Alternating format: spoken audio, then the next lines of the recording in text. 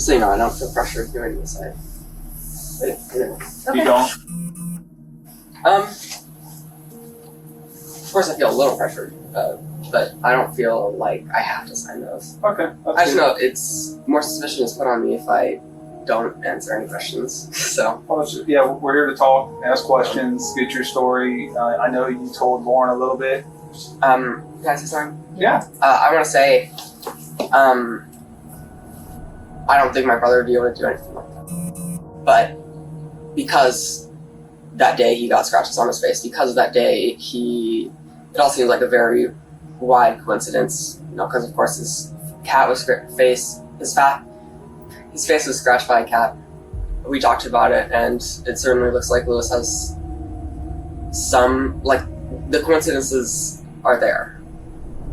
At this early stage of the interview, Hunter, completely unprompted, begins talking about the scratch wounds, which he believes are the most concrete evidence against his brother. But while he frames it as a coincidence, back at the house, police executing the search warrant notice something that immediately casts doubt on the story. On Rebecca's bed, they find the family cat, Marshmallow, sitting completely calm. But more importantly, the cat's claws seem far too small to match the injuries on Levi.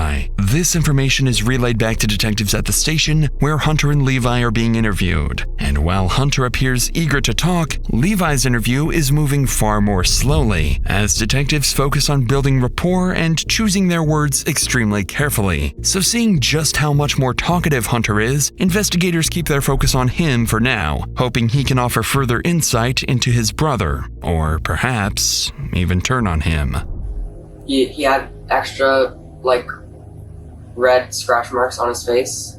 I mean, that seems obviously suspicious, but like I said, I don't think he could do something like that. I'm going to keep saying this, but this makes me feel really upset because a lot of evidence is piled up against him, but I don't know if you guys suspect him of anything, but I truly don't believe he could do anything like that. Even though he has all these things. He's never talked about anything like that with you? Because we agree anything like what?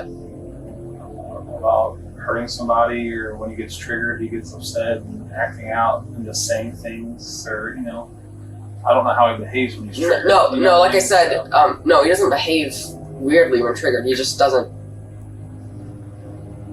He's just quiet. It's upsetting for him. He started crying when he got back to this house because he said he never gave us an explanation as to why he's triggered, but.